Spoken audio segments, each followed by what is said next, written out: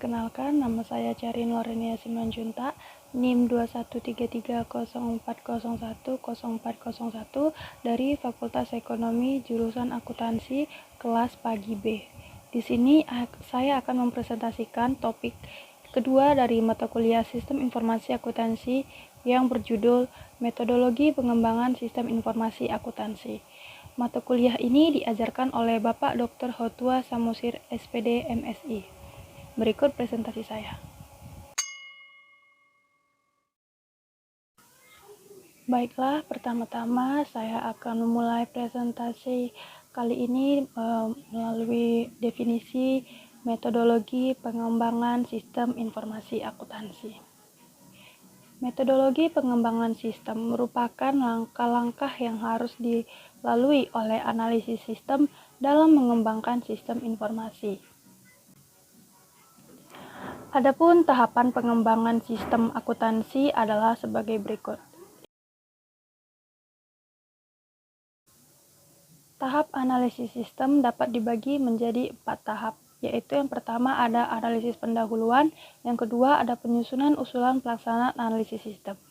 Dalam dokumen usulan pelaksanaan analisis sistem menjelaskan bahwa satu, alasan ringkas yang jelas mendasari dilakukannya pengembangan sistem akuntansi. Yang kedua, pernyataan khusus tentang persyaratan kinerja yang diharapkan dari sistem akuntansi yang diusulkan. Yang ketiga, ada batasan luas analisis sistem yang akan dilakukan. Kemudian ada identifikasi informasi yang kemungkinan harus dikumpulkan dalam analisis sistem. Kemudian ada identifikasi lagi sumber-sumber potensial yang dapat menyediakan informasi yang diperlukan analisis sistem. Lalu yang terakhir adalah daftar peristiwa besar atau titik-titik pengecekan yang digunakan untuk pengecekan perkembangan analisis sistem yang dilaksanakan oleh analisis sistem. Kemudian dalam tahap pelaksanaan analisis sistem ada juga langkah-langkah yang dilakukan oleh analisis sistem dalam melaksanakan analisis sistem. Yang pertama adalah analisis laporan yang dihasilkan sistem sekarang. Yang kedua, menganalisis transaksi, kemudian mempelajari catatan pertama seperti jurnal, lalu ada mempelajari catatan terakhir seperti buku besar dan buku pembantu, dan kemudian ada juga penyusunan laporan hasil analisis sistem. Isi laporan hasil analisis sistem meliputi 1. Pernyataan kembali alasan yang mendasari dan luas analisis sistem yang dilaksanakan oleh analisis sistem. Yang kedua, ada daftar masalah besar yang ditemukan oleh analisis sistem. Kemudian ketiga, ada suatu pernyataan persyaratan informasi yang diperlukan oleh pemakai informasi. Kemudian yang keempat, ada suatu pernyataan tentang asumsi penting yang dibuat oleh analisis sistem selama melaksanakan analisis sistem. Lalu yang kelima, ada suatu proyeksi sumber daya yang diperlukan serta biaya yang dibutuhkan dalam perancangan sistem akuntansi yang baru. Kemudian yang keenam, ada rekomendasi yang bersangkutan dengan sistem yang diusulkan atau persyaratan-persyaratan yang harus dipenuhi oleh sistem yang diusulkan tersebut. Tahap desain sistem dapat dibagi menjadi 6 tahapan, yaitu 1. Desain sistem secara garis besar. Kedua, penyusunan usulan desain sistem secara garis besar. Ketiga, evaluasi sistem. Keempat, penyusunan laporan final desain sistem secara garis besar. Kelima, ada desain sistem secara rinci. Dan yang terakhir, ada penyusunan laporan final desain sistem secara rinci. Selanjutnya, saya akan membahas implementasi sistem.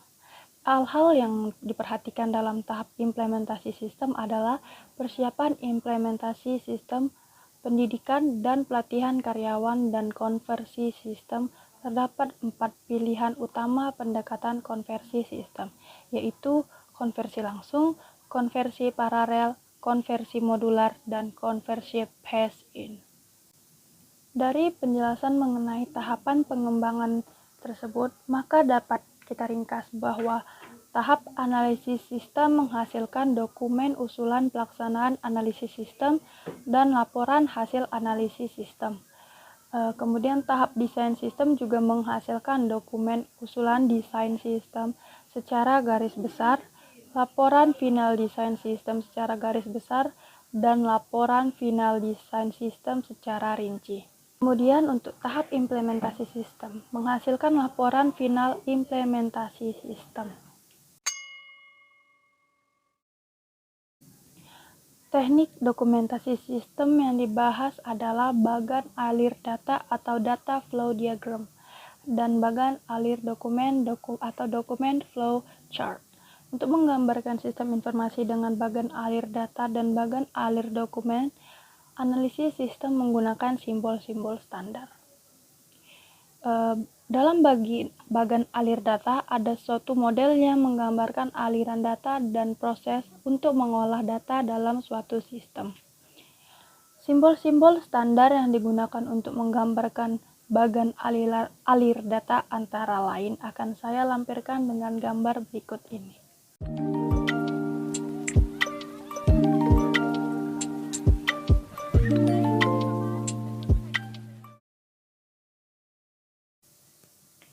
Bagan alir dokumen menggambarkan aliran dokumen atau informasi antar bagian di dalam organisasi.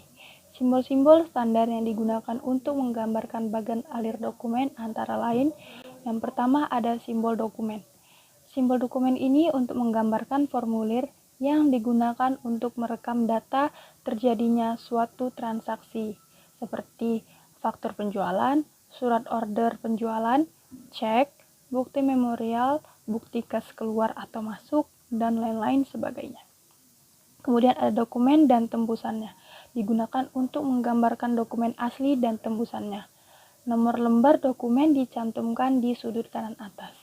Lalu yang ketiga ada simbol berbagai dokumen, gunanya untuk menggambarkan berbagai jenis dokumen yang digabungkan di dalam satu paket.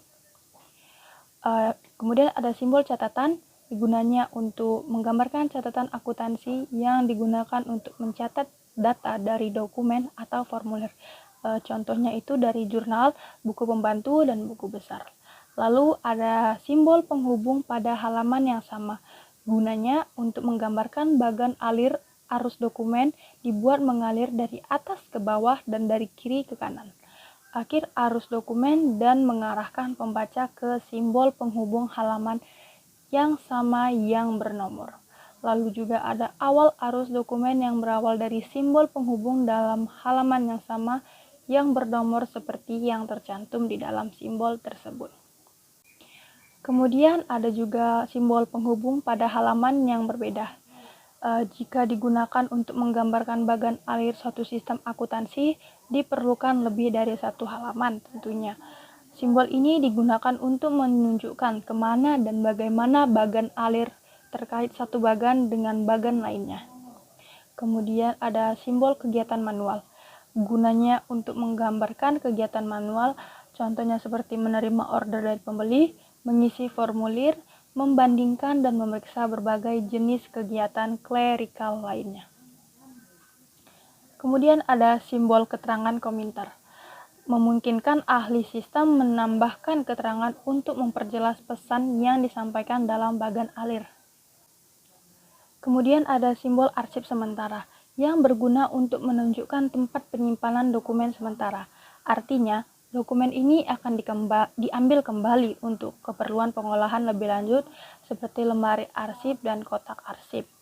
Juga digunakan untuk menunjukkan urutan pengarsipan dokumen, digunakan simbol seperti menurut abjad, menurut nomor, ataupun menurut tanggal. Selanjutnya juga ada simbol arsip permanen.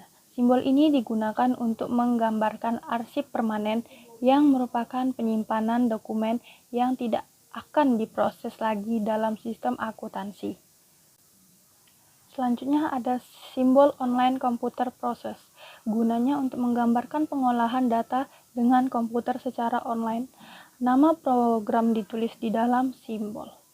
Kemudian juga ada simbol keying atau typing verifying, yang gunanya untuk menggambarkan pemasukan data ke dalam komputer melalui online terminal. Selanjutnya juga ada simbol pita magnetik yang gunanya untuk menggambarkan arsip komputer yang berbentuk pita magnetik. Nama arsip ini ditulis di dalam simbol. Lalu yang selanjutnya ada online storage. Gunanya untuk menggambarkan arsip komputer yang berbentuk online atau di dalam memori atau komputer. Selanjutnya ada simbol keputusan yang menggambarkan keputusan yang harus dibuat dalam proses pengolahan data. Keputusan yang dibuat ditulis di dalam simbol garis alir dan menggambarkan juga arah proses pengolahan data. Kemudian juga anak panah tidak digambarkan jika arus dokumen mengarah ke bawah dan ke kanan. Jika arus dokumen mengalir ke atas atau ke kiri, anak panah juga perlu dicantumkan. Selanjutnya ada simbol persimpangan garis alir. Jika dua garis alir bersimpangan untuk menunjukkan arah masing-masing garis, salah satu garis dibuat sedikit melengkung tepat pada persimpangan kedua garis tersebut. Lalu selanjutnya ada juga simbol pertemuan garis alir yang digunakan jika dua garis alir bertemu dan salah satu garis mengikuti arus garis lainnya. Lalu ada simbol mulai atau berakhir yang digunakan untuk menggambarkan awal dan akhir suatu sistem akuntansi. Selanjutnya ada simbol masuk ke sistem, yang kegiatan di sini di luar sistem tidak perlu digambarkan dalam bagan alir, maka diperlukan simbol untuk menggambarkan masuk ke sistem yang digambarkan dalam bagan alir. Kemudian simbol keluar ke sistem lain, karena kegiatan di luar sistem tidak perlu digambarkan dalam bagan alir, maka diperlukan simbol untuk menggambarkan masuk ke sistem yang digambarkan dalam bagan alir. Baiklah, sekian dari presentasi saya mengenai topik metodologi pengembangan sistem akuntansi. Apabila ada kesalahan kata atau penjelasan saya yang kurang, mohon dimaafkan, dan terima kasih kepada Bapak yang sudah mengajarkan mata kuliah ini. Selanjutnya, untuk topik berikutnya tentang hubungan sistem informasi akuntansi dan sistem informasi manajemen akan saya lanjutkan minggu depan. Terima kasih.